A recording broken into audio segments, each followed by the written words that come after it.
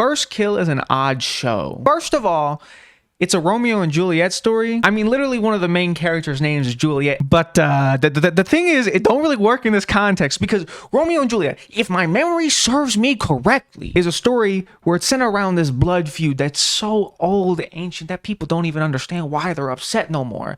Yet in this context, in this show, it's a romance between a vampire from a family of vampires, some of the oldest, most powerful vampires there are, and a vampire hunter and her family. So on one side, you have a group of people who murder innocent people. And on the other side, you have the people who murder the people who kill innocent people. It's not really the same dynamic. One of them is literally the bad guys. That's not the only weird thing. And don't stop there. Let me play you a little snippet of the intro.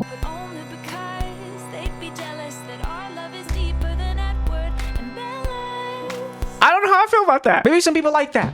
Maybe some people love that. Maybe people love the homage. But that clip gives off the vibe of the show. It's not like trying to be Twilight, but it's trying to be like that genre of like teen romance, that piggybacks off the success of Twilight, which I'm not saying is a bad thing. That I feel like that came off as an insult. It's not. It's just obvious like that's what they're going for. Like that's what a lot of the market appeal here is. It's that, but it's also sapphic, and I think it's cute. I'm not like hating on it. I feel like I come off as a hater right now, but no, that's just what it is. I'm guessing it's like Vampire Diaries. I don't know. I haven't seen it. But speaking of like the romance aspect, I like the romance in this. It's cute. I love a little sapphic show. Young lesbian love. It's a fucking great thing. It's so pure. They don't know what the fuck they're doing. It's intense. It's just a vibe. There's not even a homophobia subplot going on. It's great. It's fantastic. Except the fact that the writers of this show don't understand how humans interact. Some of the dialogue and the romance scenes is just off, and it's just weird, and it just don't make sense. I will always be a hunter.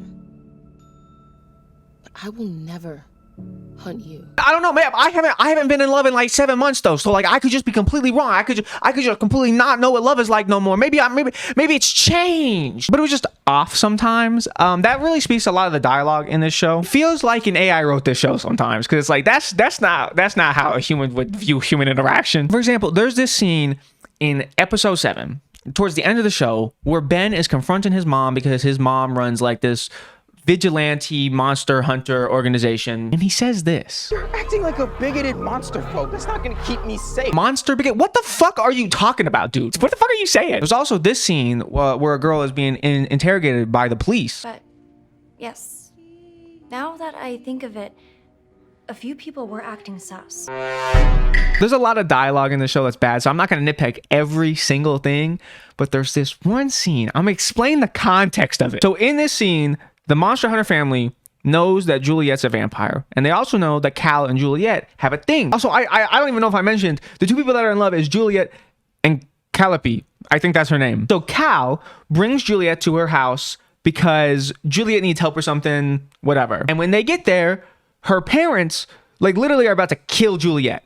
But after some smooth talking, Juliet and Cal end up in her room, and then the parents follow them. Now I'm just gonna play the scene that comes next. I can't take any burns. You have crossed my absolute limit.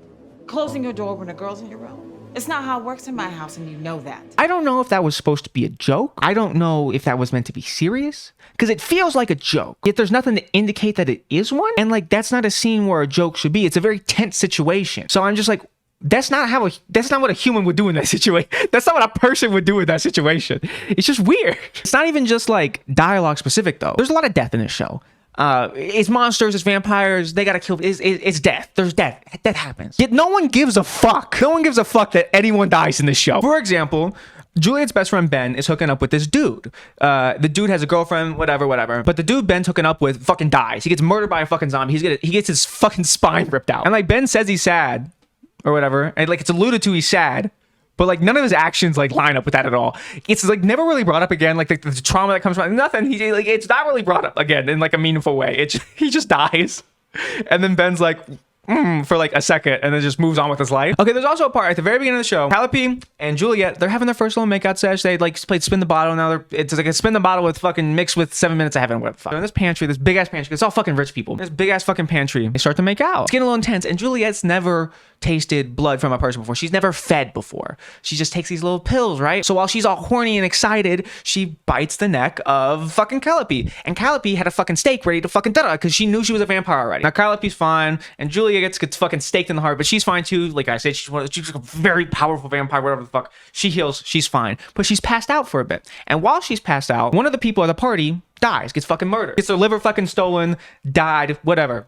And Ben is the person who finds her at the party, feels her dying in his arms. So the next day at school, because of course, after someone gets murdered at a party, everyone goes to school the next day. The next day at school, Ben comes to Juliet. It's like, I called you. Like, where the fuck were you? Like, this happened. And he's explaining like what happened. And like, it's like a traumatic thing. Halfway through, he realizes that Juliet was making out with Calliope. And he stops what he's saying. He stops this like emotional thing to ask her about the details of like the makeout session. What? That's not how people are. That's what? This show feels like a fucking fever dream. I swear to God. It also doesn't help that like the directing in the show is weird. Like at first I thought it was the acting, but then I realized like there'd be reaction shots if something happened. Like a character would react to something, but like you could tell that like the actor had no idea what the fuck they were supposed to react to because they'll make a face like like a shocked face, but it's like they should have been sad in that instance. It's just shit like that. And I'm like, okay, so the directing's weird, the dialogue's weird. The CGI is also bad.